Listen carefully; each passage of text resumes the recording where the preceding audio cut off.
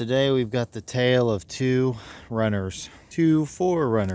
Which one of these 4Runners do we want to keep, and which one do we want to send on its merry way? We're trying to cull the herd of when you're trying to reduce, because you have in the 4Runner world two very interesting vehicles. You've got a first gen 87 4Runner SR5 5-speed. Of course, it's a 4-wheel drive because back when 4Runners were first introduced, that's all they had.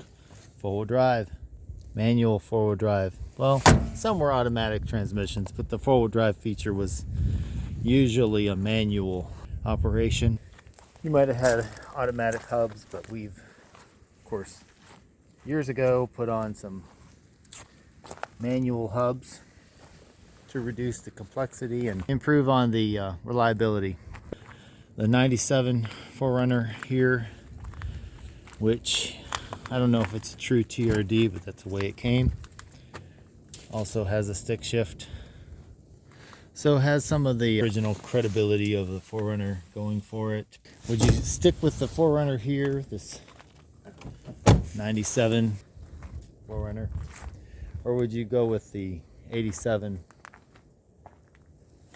SR5 that has lots of rust, of course, because it's up north? Not too much. I mean, it's the frame is still intact, and also the drivetrain still goes. Still, it needs some work for the brakes and for the fuel system. It also needs, of course, a patch for this front tire.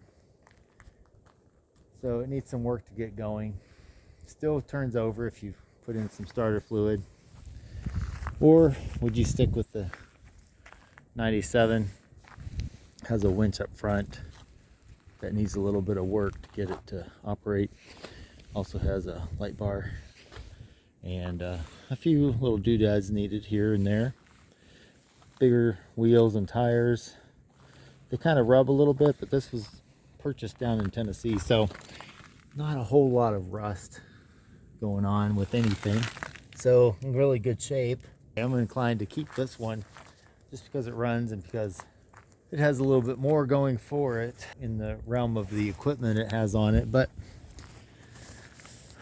it does not have the same pedigree as the 87, because the 87 was purchased in 97. In fact, it was purchased the year this one was built. So this one has lots of credibility, what do you call it, pedigree, and has been with the family for what, 27 years or whatever it is. So it's hard to let it go. It's hard to make that decision to just send it on. Now, we do have somebody that's interested in it, that is interested in doing it as a project so it will live into the future. That is promising. So that's the kind of thing we like to hear for something like this, that we're afraid to send off out there into the wild without us being there to protect it. But pretty good shape, actually. It's got, you know, no cracks on the front, has the inclinometer, which is nice. Pretty decent shape throughout as far as the interior is concerned. A little difficult to say let it go to the highest bidder or whatever you want to call it. So what would you say? How would you call this? Would you say let it go, or would you say keep that and let this one go, the third generation 4Runner that we have here?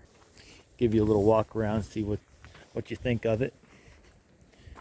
Interior is in pretty decent shape, pretty standard interior. It's nothing really that amazing,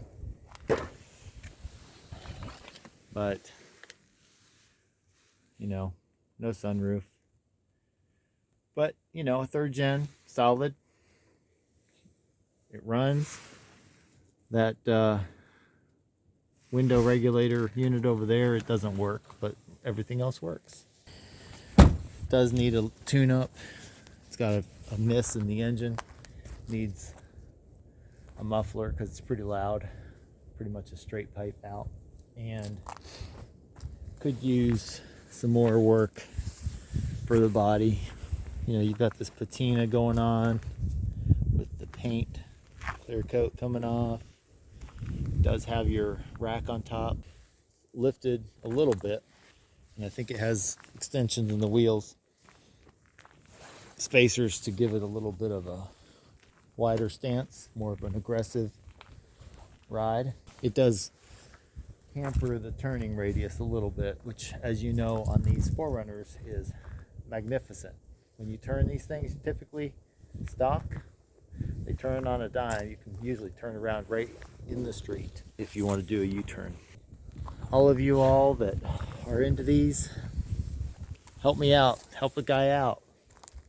Which one would you let go? If you want to see more of any of these, let me know in the comments. Give me your comments below to let me know what you think. Car guys have a hard time anyway. Maybe you don't. Maybe you don't care about 4Runners. Maybe you're not a Toyota person. If that's the case, then you might be like, let them both go and get you something real, like a, I don't know what you would say, Bronco or a Ford Raptor. Thank you for joining me. Give me a thumbs up. Also check out the videos before that we did on this and on this, doing the parts cannon to it to get it home from wherever we started, 800 miles away. And join us again here on Driving It Home.